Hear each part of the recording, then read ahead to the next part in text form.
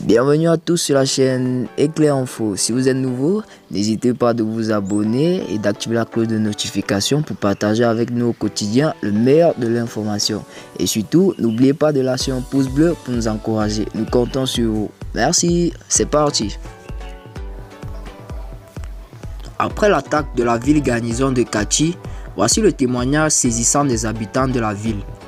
En s'attaquant vendredi tôt le matin à la garnison de Kachi, la plus grande du pays, les terroristes ont fait preuve de culot pour essayer de saper le moral de nos compatriotes qui sont maintenant si fiers de leur armée. Mais grâce à la vigilance et à la détermination de nos braves soldats, leur équipe nocturne a noté coup. Selon le bilan de l'état-major général des armées, 7 assaillants ont été neutralisés, 8 interpellés et beaucoup de matériel récupéré. Du côté de l'armée, on déplore un mort et 6 blessés, dont un civil. À la suite de cette attaque digne d'un film hollywoodien, on peut se demander comment les assaillants ont pu pénétrer dans le camp Sundiata, le saint des saints de l'armée. Ont-ils eu l'appui des complices à l'intérieur de la garnison? Quel était leur objectif principal? Pour en savoir davantage, nous avons recueilli les témoignages de quelques personnes qui ont suivi de près cette journée folle à Kachi. Le vendredi vers 5 h du matin, une forte détonation a fait sursauter ma femme. Elle m'a réveillé pour me dire que les bandits étaient venus défoncer notre porte. Je ne me suis précipité vers la porte, mais je n'ai rien vu. Ensuite, il y a une deuxième détonation qui était encore plus forte. J'ai compris que ça venait du côté du camp militaire. Ensuite, on a entendu des tirs en rafale. J'ai appelé un ami militaire dans le camp. Celui-ci m'a confirmé qu'une attaque terroriste était en cours. Ce récit est d'un habitant de la cité Akbougou de Kachi Sanafara, se trouvant près de 3 km du camp. Un autre habitant de Kachi, dont la maison se trouve à 2 pas du camp, avait du mal à retrouver tous ses esprits à cause de la double détonation qui a tiré de nombreux Katois de leur sommeil. Au moment de l'attaque, les gens recherchaient à se mettre à l'abri. Ils avaient très peur parce qu'ils ne savaient pas ce qui se passait dans le camp. Comme il y a la résidence du président de la transition là-bas, certains ont pensé que c'était le début d'une tentative de coup d'état. Vers 6 h, nous avons aperçu 2 hélicoptères de l'armée en train de survoler le camp.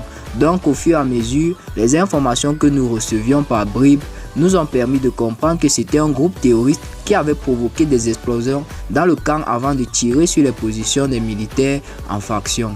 Témoigne notre interlocuteur. Puissance de feu, un militaire ayant vécu les événements à l'intérieur du camp nous donne plus de précisions. N'étant pas armé au moment de l'attaque, il dit avoir vu impuissamment les terroristes s'échapper dans les rues étroites du camp après avoir commis leur forfait. J'ai été réveillé par une forte détonation vers 5 h du matin. Il y a une deuxième détonation suivie des tirs.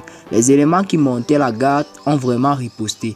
Les échanges de tirs ont duré plusieurs minutes avant l'intervention des hélicoptères. Face à la puissance de feu de nos éléments, les terroristes ont fui vers la ville et les soldats les ont poursuivis. C'est grâce à l'aide de la population que la plupart des suspects ont été interpellés à travers la ville. Explique notre interlocuteur qui regrette de ne pas avoir pu participer au combat. Ce vendredi, nous avons eu très peur parce que chaque fois qu'il y a des tirs à l'intérieur du camp, on pense à une tentative de coup d'état.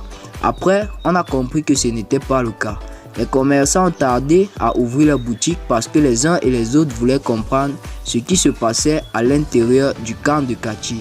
Raconte un autre Katois.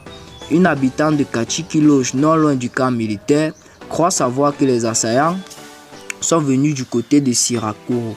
Elle a été réveillée brutalement par la double explosion dont le souffle a brisé des vitres de sa maison. Depuis le début des combats, personne n'a fermé l'œil chez nous. Les coups de feu se succédaient avec une cadence soutenue. Comme nous ne sommes pas loin, les fracas des armes nous ont traumatisés, témoigne cette Katoise ayant requis l'anonymat.